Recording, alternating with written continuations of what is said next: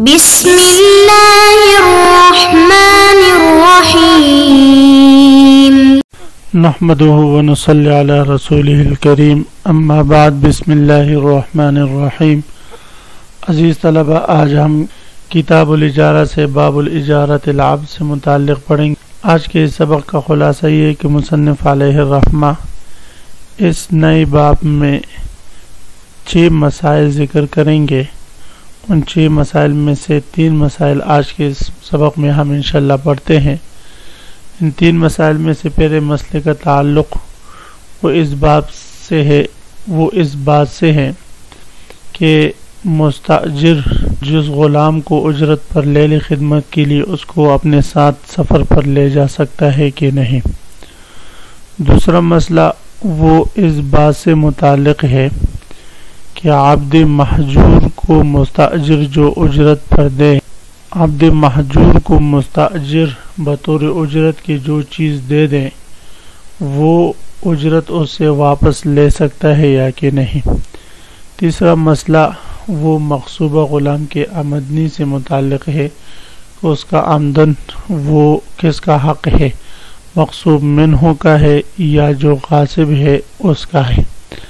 ان سے متعلق انشاءاللہ آج کے سبق میں ہم تفصیلاً پڑھتے ہیں۔ عزیز طلبہ، تو آتے ہیں کتاب کی طرف۔ سب سے پہلے ہم عبارت پڑھتے ہیں، باب اجارت العبد ولا يسافر بعبد استأجره للخدمة بلا شرط ولا يأخذ المستأجر من عبد محجور أجرا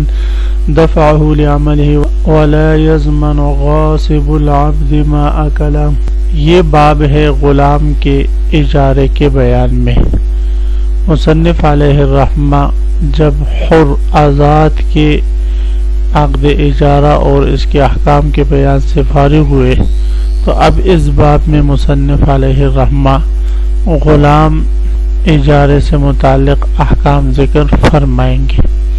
سب سے پہلا مسئلہ مصنف علیہ الرحمہ نے یہ ذکر فرمایا، ولا يسافر بعمد استأجره للخدمة بلا شرط۔ صورت مسئلہ یہ ہے کہ زید نے غلام کو اجرت پر لیا تو اب آیا اس غلام کو سفر پر اپنے ساتھ خدمت پر لے جا سکتا ہے یا نہیں۔ سفر پر جا رہے تو سفر میں خدمت کے لیے اس غلام کو لے جانا یہ جائز ہے یا نہیں۔ تو عزیز طلبہ، اس کو اس بات کے اختیار نہیں کہ اس غلام کو سفر پر بھی خدمت کے لیے لے کے جائے۔ وجہ یہ ہے کہ سفر کی جو خدمتیں ہوتی ہیں وہ دشوار ہوتی ہے، اس میں مشقتیں زیادہ ہوتی ہے بنسبت حضر کی خدمتوں کی۔ تو اس لیے جب تک یہ اپنے عقد اجارہ میں صراحتاً اس بات کا ذکر نہیں کرتا کہ اس کو سے میں سفر میں بھی خدمت لوں گا اور سفر میں بھی یہ میرے ساتھ جائے گا خدمت کرنے کے لیے، اس کے بغیر اس کو اپنے ساتھ خدمت پر لے کے جانا یہ درست نہیں ہوگا۔ پھر یہاں پر یہ ایک اصل اور یہ ضابطہ بھی عزیز طلبہ یاد رکھے کہ المطلق یصرف الی المتعارف، کہ جب مطلقاً کوئی عقد کیا جاتا ہے تو اس کو عرف عام میں جو متعارف عقد ہوتا ہے اسی کی طرف پھیرا جاتا ہے۔ تو لہذا عرف میں جب بھی کوئی شخص کسی غلام کو خدمت پر لیتے ہیں تو گھر ہی میں اس سے کام کاج کرتے ہیں، حضری میں اس سے خدمت لیتے ہیں، سفر میں ساتھ خدمت کے لیے اس کو نہیں لے کے جاتے۔ تو لہذا اس مستاجر کے لیے اس غلام کو سفر پر اپنے ساتھ خدمت کے لیے لے کے جانا یہ جائز نہیں ہوگا۔ ہاں اگر بوقت عقد اجارہ اس نے شرط لگائی ہو کہ یہ میرے ساتھ سفر پر بھی جائے گا، سفر میں بھی میری خدمت کرتا رہے گا، اہل و عیال کی خدمت کرتا رہے گا، تب یہ درست ہے، اس میں کوئی حرج نہیں۔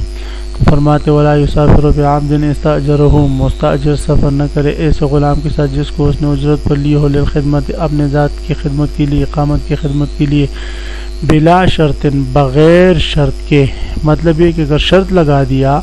اس کو میں سفر پر بھی اپنے ساتھ خدمت کے لیے لے کر جاؤں گا تب کوئی حرج نہیں۔ ولا يأخذ المستأجر من عبد محجور اجرا دفعه لعمله۔ صورت مسئلہ یہ ہے کہ زید نے غلام کو خدمت پر لیا اور وہ خدمت کے لیے تیار ہوا، بعد میں جب مہینہ پورا ہوا 15,000 اس کی تنخواہ بنی، وہ 15,000 اس نے اس غلام کو دے دی زید نے۔ اب پتہ چلا کہ یہ غلام تو عبد محجور تھا اور اس کی آقا کی طرف سے اس کو عمل کرنے کی اجازت نہیں تھی، تو کیا اب یہ مستاجر زید اس غلام کو جو اس نے اجرت دی ہے وہ اجرت واپس لے سکتا ہے یا نہیں؟ وہ اجرت اس سے واپس لے گا یا لے سکتا ہے یا نہیں؟ تو فرماتے ہیں کہ زید کا اس غلام سے عبد محجور سے جو اجرت اس نے ماہانہ تنخواہ دی ہے وہ واپس لینا اس سے جائز نہیں۔ وجہ یہ ہے کہ عبد محجور پر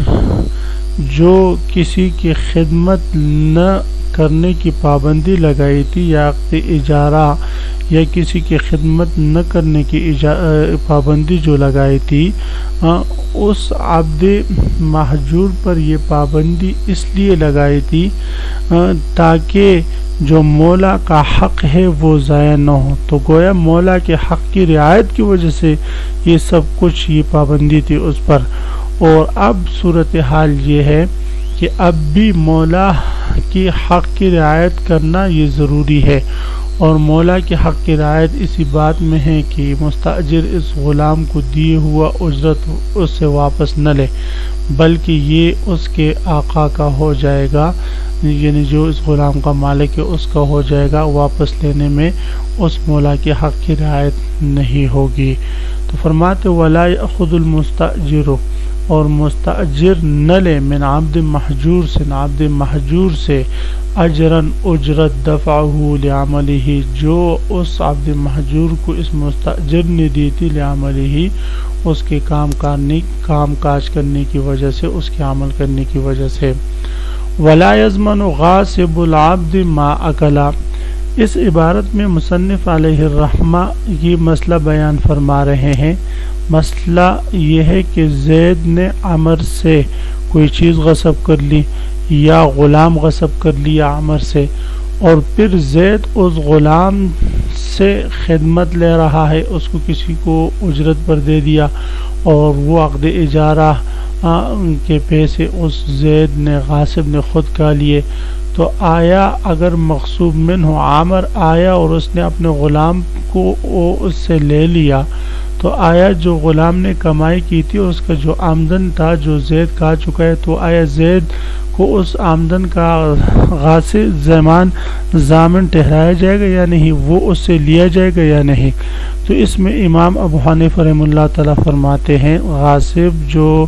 غلام کی مزدوری اور اس کی آمدن جو کھا چکا ہے وہ غاصب اس کا ضامن نہیں ہوگا، لہذا وہ ضمان اس سے ہم نہیں لے سکتے۔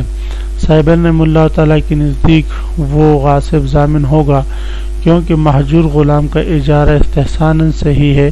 تو اس کی مزدوری اس کی مولا کا حق ہے، لہذا غاصب نے جو کچھ کھایا ہے وہ اس کے بقدر ضامن ہوگا آقا کے لیے۔ امام ابو حنیفہ رحمہ اللہ تعالیٰ فرماتے ہیں کہ یہ ضابطہ ہے کہ بدل منافع الغصب غیر مضمون، غصب کے منافع کا جو بدل ہوتا ہے وہ مضمون نہیں ہوتا،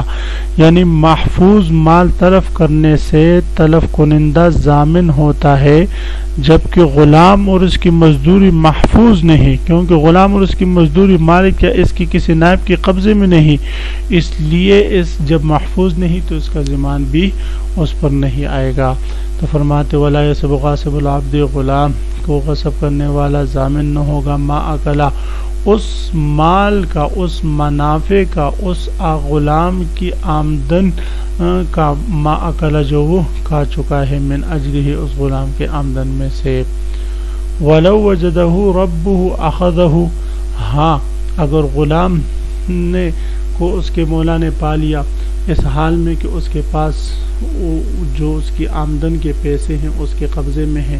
ابھی تک غاصب نے اس سے لیے نہیں، کھائے نہیں، تو اخذہ مولا اس سے وہ پیسے لے لے، اس لیے کہ وہ اس کا اپنا حق ہے۔ جب اس کا اپنا حق عین حق ہے تو فرماتے ہیں کہ جب اس نے اس کو دیکھ لیا تو اس کے قبضے میں آ گیا، لہذا اب وہ پیسے وہ اس سے واپس لے سکتا ہے۔ وصح قبض العبد اجرہ، اسی طرح اگر غلام کسی جگہ عمل کرے اور عمل کے بعد اپنی اجرت خود اس موجر سے یا مستاجر سے وصول کر لے تو فرماتے ہیں کہ اس کا اپنے اجرت کا یا اپنے عمل کے حق کو قبضہ کرنا یہ صحیح ہے، اور اس قبضے کو ہم یہ کہیں گے گویا کہ مولا نے اس کو اجازت دی تھی اجرت پر، اور اس نے اس کی اجازت سے یہ چیزیں جو ہے قبضہ کر لی، تو لہذا اس کا یہ قبضہ صحیح ہوگا۔ عزیز طلبہ، آج کے سبق کا خلاصہ یہ ہوا کہ ہم نے باب اجارت العبد شروع کی۔ اس میں ہم نے سب سے پہلے یہ مسئلہ پڑھا کہ اگر کوئی شخص کسی غلام کو خدمت پر لے لے یا کسی سواری وغیرہ کو، تو اس سے سفر پر خدمت کرنے کے لیے نہیں لے جا سکتا۔ دوسرا مسئلہ ہم نے یہ پڑھا کہ عمد محجور کو اگر مستاجر نے بطور اجرت کے اس کے عمل کی وجہ سے کچھ دیا ہو تو وہ اسے واپس نہیں لے سکتا۔